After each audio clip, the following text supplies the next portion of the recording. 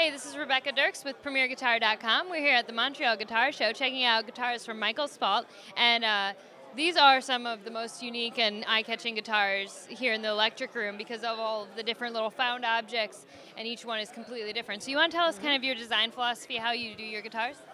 Yeah, I mean, I started doing traditional guitars, Taylor's, Les Pauls, and everything, and eventually I hit on this method working with a clear resin,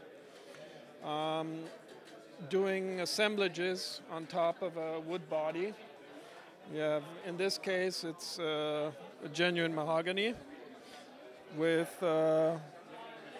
These are swizzle sticks from the 50s. They used to for the olives and martinis. And this one in particular is called the Feast of the 29 Buddhas, because there's 29 and they're little Buddhas. And so I apply these and then I apply the resin over it. Took me some time to find the right formula because both sound-wise and also in terms of a lot of casting resins and so on will separate from the wood eventually. This product will not.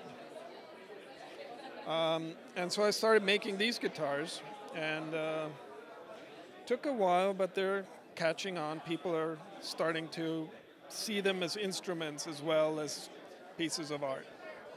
I make the pickups. It's colored bone tops. I make the bobbin, and Lindy Fralin winds them for me. That way I can have matching colors, or I collect old knobs from radios from the 50s or 30s. It's like this. And basically what I'm aiming for is just a really high quality guitar with a lot of personality, and also something that, works as a piece of art. And when it comes to the resin, you were talking about finding the right one, for being long-lasting and for tone. What kind of effect, if any, does the resin that you settled upon have on the tone? What it would do, like in this case, you have something which is essentially a Les Paul formula. It's a mahogany neck with a mahogany body, and the resin top acts much like a maple top would. It adds some clarity to the upper mids, it adds some sustain, but it remains transparent in terms of retaining the character of the wood. So when I make a guitar, depending on the woods I use for both the neck and the body, I can kind of tailor the sound.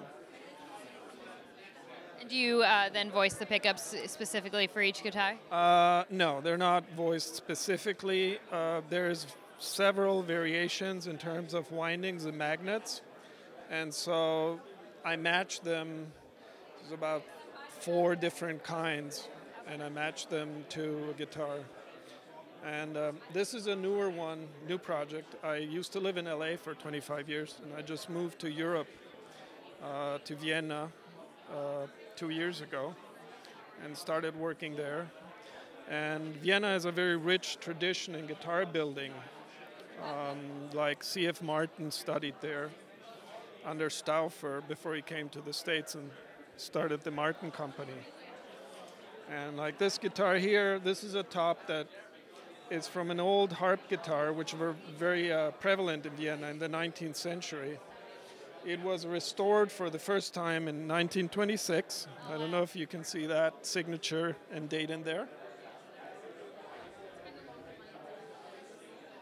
And we decided to recycle it. I'm working with Andreas, who's back there, a new partner, and it's basically the old top, and then elements from traditional Viennese guitar building, like the scroll headstock, the tuners, machine heads.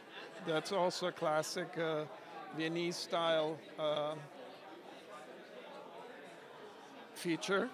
And then a tilt neck, which means that since the bridge is fixed, you can't raise or lower it, you can tilt the neck by means of this screw in the back here, and it'll allow you to adjust the action that way. And so it's very cool kind of recycling old parts, working with old traditional methods, and adapting them to, modern usage, and you can play rock and roll on that thing and it'll knock your socks off.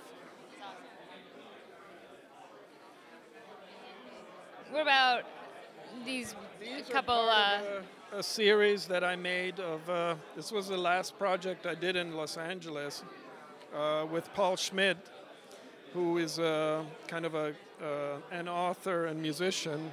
He wrote several books about guitar builders, and he approached me. We've been friends for a while, with this idea of doing a series of. They're called the Nuvos. They're based on a Steve Klein acoustic guitar shape with original art, again, from usually Art Nouveau, beginning of the last century. Some of them with appointments from Steve Klein's shop.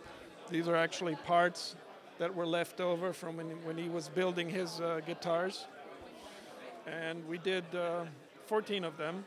They were shown at the San Diego Museum of Making Music. And this is the whole series in one fell swoop. And that was pretty much the biggest project I undertook, to make 14 of these high-end guitars. Each one a unique piece, and at the same time making them into a unified series that really works as a whole also. The last guitar here on display, I call it a 624. It originated with, I found an old, I guess it was a vent plate of an old heating system or something like that, that was cast in aluminum, and it had the stamp 624 on the back. I made a guitar out of that, and then I decided I wanted to do the same kind of thing. So I carved a mold and had it sand cast in aluminum. And that's the applique. I've made several of these with various pickup configurations. They're kind of really stage guitars. You get a real reflection off of the aluminum when you're on stage with the lights and everything. And otherwise, they're fairly traditional guitars, at least for me. So with your guitars, if someone wants to order them, is it something where, you create something based on objects that you have, or can people bring objects to you and do a custom order that way? A lot of them now are like that I've had people actually give me objects to encase, work with the resin and kind of make a personal guitar for them. Sometimes, like the Feast of the 29 Buddhas, it's just something I have a whole collection of objects and things, knickknacks and all that. And so it varies. I do most of my work now is on order, custom work. But every now and then I have some time to, do something fun for myself. Well, I really appreciate you taking some time to go through all these guitars. Each one is so different. It's really great to hear about them. If people want to learn more about your work, where can they go online?